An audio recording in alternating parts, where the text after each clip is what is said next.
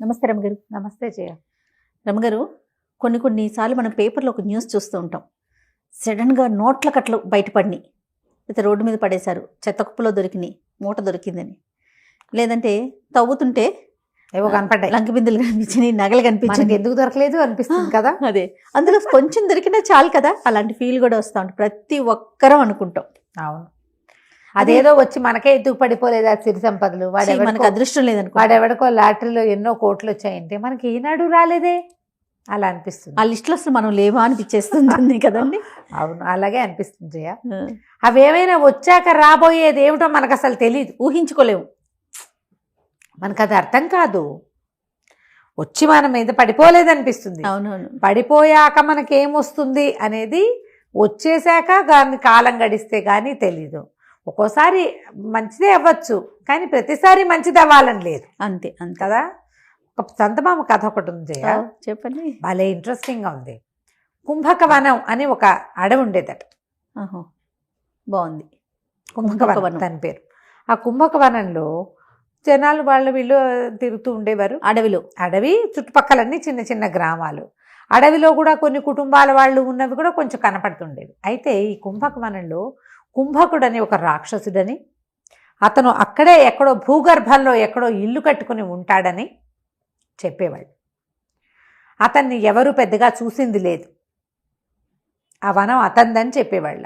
ఆ అడవి ఎప్పుడైనా ఒక్కొక్కళ్ళకి ఏదో ఒక రూపంలో కనపడేవాడని, వాళ్ళకి మామూలు కట్టలు కొట్టడానికి వెళ్ళిన వాళ్ళకి చందనం చెక్కలు దొరకటం, తేనెటీగలు ఒక్క తేనె కాస్త తేనె కోసం పట్టుతేనె కోసం వెళ్తే 25-30 తేనె పట్టలు దొరికేసేయటం,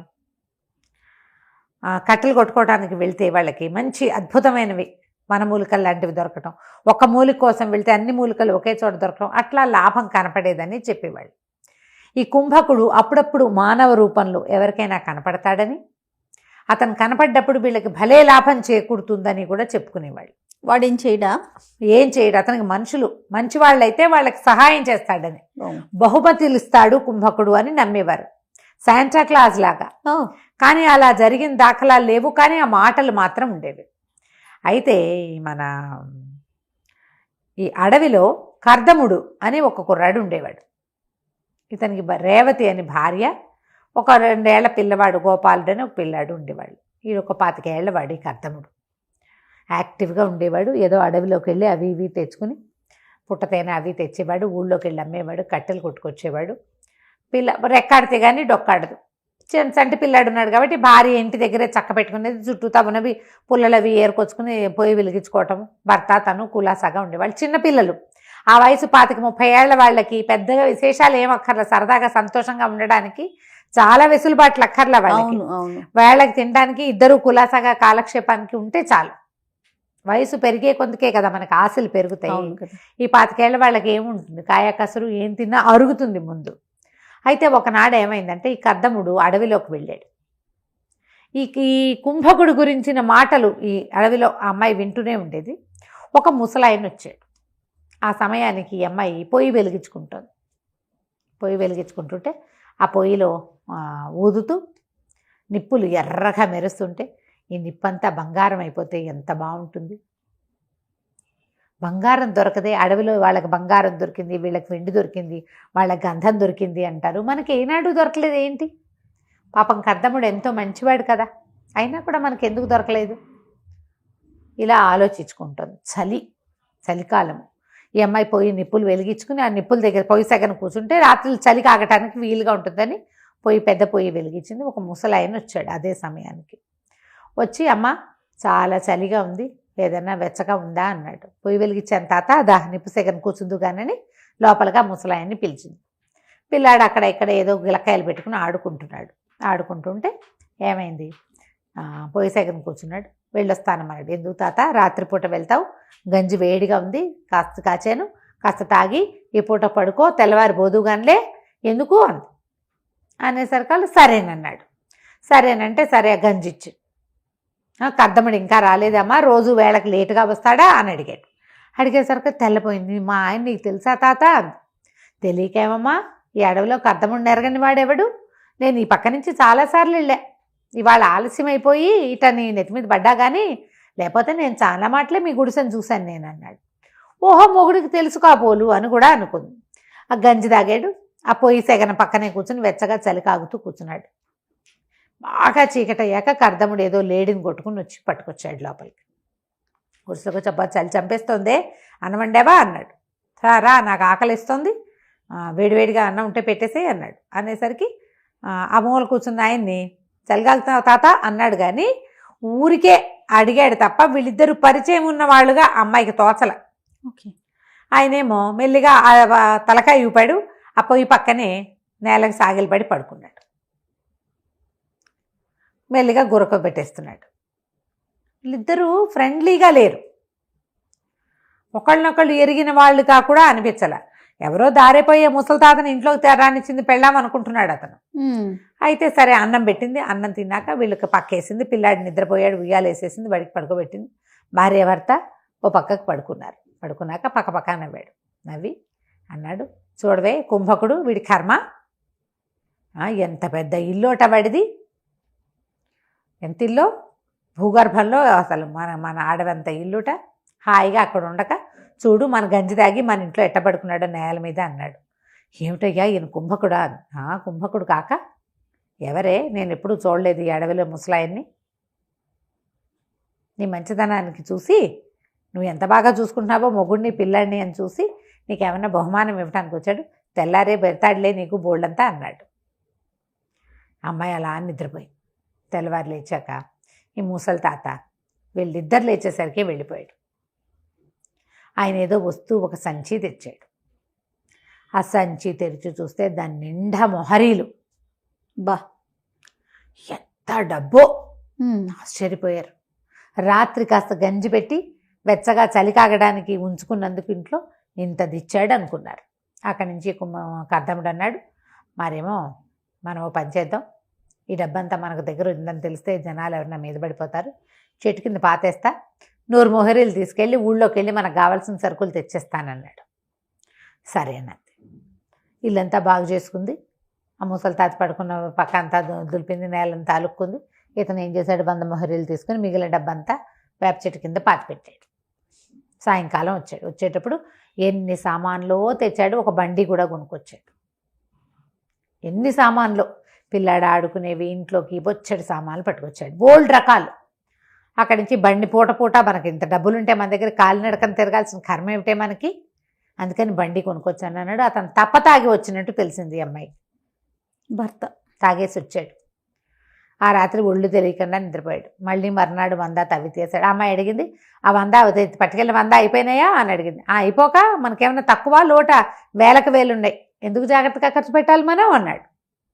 మర్నాడు మళ్ళీ 100 తీసాడు. మళ్ళా వెళ్ళాడు.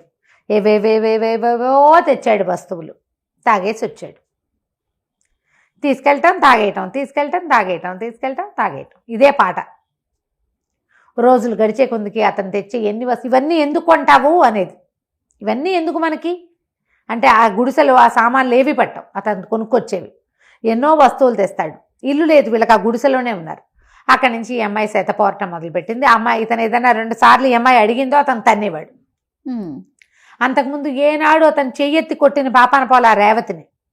ఇప్పుడు కర్దముడు ఎంతసేపు భార్యని కొట్టడమే. అమ్మాయి నిలదీస్తుంది, ఎందుకు చేస్తావు ఇట్లా, ఈ తాగొస్తావేమిటి, సుఖం లేదు, సంతోషం లేదు, డబ్బులు వచ్చాయన్న ఆనందం లేదు, నువ్వు ఎందుకు ఇవన్నీ తెస్తావు, ఈ వస్తువులన్నీ ఎందుకు, ఇల్లు వాకిలి ఏర్పరచుకోవాలి, నేను ఎన్ని ఊహించాను, పెద్ద ఇల్లు కట్టుకోవాలి, శుభ్రంగా వ్యవసాయం చేసుకోవాలి, 10 మందికి పని ఇవ్వాలి, 10 మంది పాలేళ్ళు ఉండాలి, 4 గొడ్లు ఉండాలి, పిల్లా పాపతో తొలుతూగాలనుకుంటే నువ్వు తప్పదాగటమే కనపడుతుంది, వస్తువులు కొనుక్కొస్తావు, ఇందులో ఒకటి రక్తికి రంగానికి వచ్చే వస్తువు లేదు, ఈ సామాన్లన్నీ ఎందుకు చేస్తావు ఇవన్నీ అని ఓ అరిచి కేకలు పెట్టింది. కేకలు పెడితే ఏమన్నాడు, సరే ఇల్లే కదా అంటే, ఏమంది, ఇల్లు నేను కట్టించుకుంటా, 400 వరహాలు 300 వరహాలు తీసి నాకు ఇవ్వు, పని వాళ్ళని పెట్టుకుని నేను ఇల్లు నాకు కావాల్సినట్టు కట్టించుకుంటా అంటే, నీ బొంద నీకేం తెలుసు, నువ్వు ఇంత పీతవ ఒక చిన్న ఇల్లు కడతావు, నేనైతేనా అని చెప్పేసి మళ్ళీ బోళ్ళంత డబ్బు తవ్వి తీసి ఎక్కడెక్కడి నుంచో పని వాళ్ళని రప్పించి పెద్ద ఇల్లు కట్టించడం మొదలుపెట్టాడు.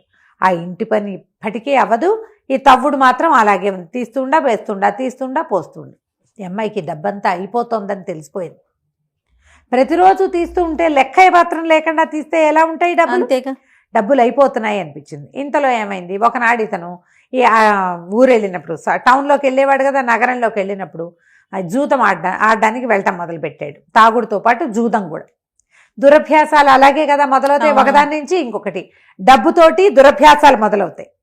దురభ్యాసం నెంబర్ 1 స్టార్ట్ అయిందంటే 2, 3, 4, 5, 6, 7, 8 ఆటోమేటిక్గా వెళ్ళిపోతాయి. మనం చూస్తున్నాం కదా మనుషుల్ని, అట్లాంటి వాళ్ళని. అక్కడి నుంచి జూదశాలలో ఏదో మాట వచ్చి నా దగ్గర ఏం తక్కువ ఉన్నారు, చెట్టు కింద తవ్వితే కావాల్సినంత అన్నాడు, చెప్పేశాడు. అనగానే ఆ నోట ఈ నోట నగరంలో రాజుగారి చౌతి దగ్గరికి వెళ్ళింది. నగరాధికారులు వచ్చారు. నీకేదో దొరికింది పాతు, నేలలో దొరికిన పాతు రాజుది, నువ్వు వాడుకోవడానికి వీల్లేదు, తిగి నువ్వు ఎక్కడి నుంచి తవ్వి తీసుకొస్తావో అది తవ్వి చూపించమన్నారు.